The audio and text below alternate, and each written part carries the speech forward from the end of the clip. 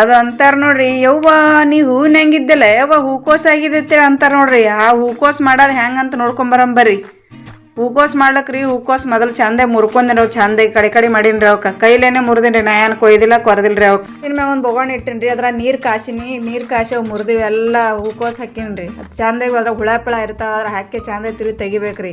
ಇಲ್ಲೊಂಜರ ಹಸಿ ಶುಂಠಿ ಬೆಳ್ಳುಳ್ಳಿ ತೊಗೊಂಡಿನ್ರಿ, ಅದು ಚಂದ ಜಜ್ಕೊಂಡಿನ್ರಿ. ಗ್ಯಾಸಿನ ಮ್ಯಾಗ ಬೊಗಣಿ ಇಟ್ಟಿನ್ರಿ. ಬೊಗಣಾಗ ಎಣ್ಣೆ ಜೀರಿಗೆ ಸಾಸ್ವಿ ಉಳ್ಳಾಗಡ್ಡಿ ಎಲ್ಲ ಕೆಂಪಗಾದ್ಮ್ಯಾಗ ಜರ ಮ್ಯಾಗ ಶುಂಠಿ ಬೆಳ್ಳುಳ್ಳಿ ಪೇಸ್ಟ್ ಹಾಕಿನ್ರಿ. ಅದ್ರ ಮ್ಯಾಗ ಟಮಾಟೆ ಹಾಕಿನಿ. ಟಮಾಟೆ ಮ್ಯಾಗ ಅರಿಶಿ ಉಪ್ಪು ಹಾಕಿ ಜರ ಮುಚ್ಚಿಟ್ಟಿದ್ದೆ ರೀ.